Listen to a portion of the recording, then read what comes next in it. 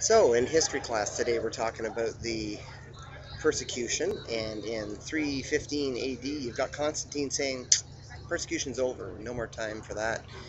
And now Christians come out of the closet. And for at least some of them, this is a tough transition because now they're thinking, this is easy. We don't have any trouble with this now. The Christianity can't possibly be this simple.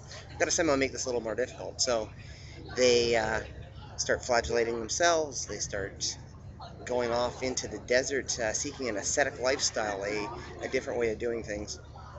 And the idea behind that was, I got to get away from these people because they're taking me away from what I need to be focusing on God. And so you've got these people leaving to go out into the bush and out into the desert. There's a guy that spent 30 years on top of a pole, and he basically stayed up there focusing his entire life on finding what God's will for him was. Kind of a neat idea. Um, the idea was that they were going to do this in order to focus their life on Christ and on Jesus. And sometimes I think, the idea of going somewhere and being by myself entirely for weeks on end sounds like a pretty good idea. Um, but maybe that's missing the point.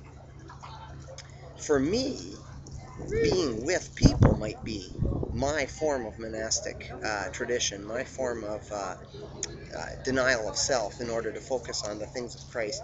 I would be quite happy to just spend my time up on the top of a pole. No people to bother me. I could read books, do all kinds of neat stuff.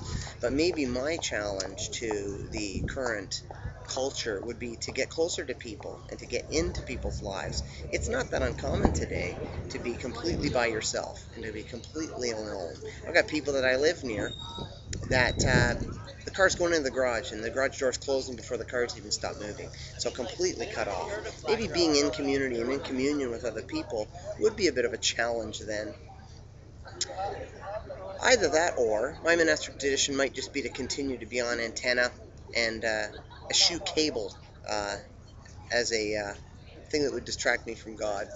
Anyway, I guess I got to get back to the people.